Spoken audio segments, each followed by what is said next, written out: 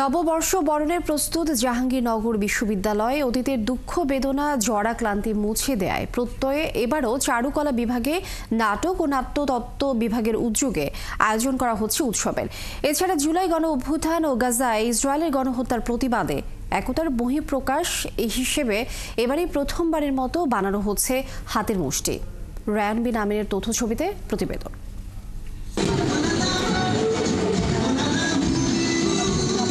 বাংলা নববর্ষ বরণ করে নিতে আয়োজন চলছে জাহাঙ্গীরনগর বিশ্ববিদ্যালয়ে। প্রস্তুতির শেষ মুহূর্তে এসে ব্যস্ত সময় পার করছেন শিক্ষার্থীরা। বিশ্ববিদ্যালয়ের পুরাতন কলা ভবনের চারুকলা বিভাগে শিক্ষার্থীদের কেউ গভীর মনোযোগ দিয়ে আঁকছেন জল রঙের ছবি, কেউ নকশা করছেন মাটির সরাই, কাগজ কেটে ফুল, পেঁচা, পাখপাখালির মুখোশ তৈরি করছেন তারা। কালার এক্সপার্ট, জর্জ স্যাপ এবং মাইল্ড অন হ্যান্ডস টেকনোলজি সমৃদ্ধ অরিক্স ক্রিস্টাল ওয়াশ আপনার লন্ড্রি এক্সপার্ট।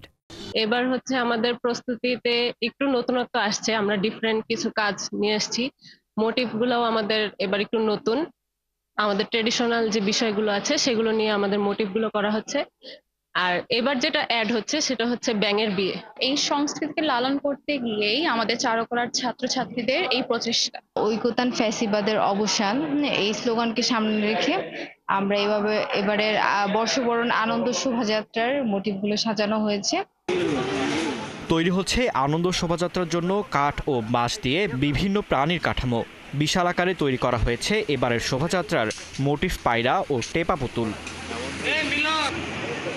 এছাড়া এবার থাকছে জুলাই গণ অভ্যুত্থানের একতা ও গাজা ইসরায়েলের গণহত্যার প্রতিবাদে বাঁশ কাঠের তৈরি হাতের মুষ্টি।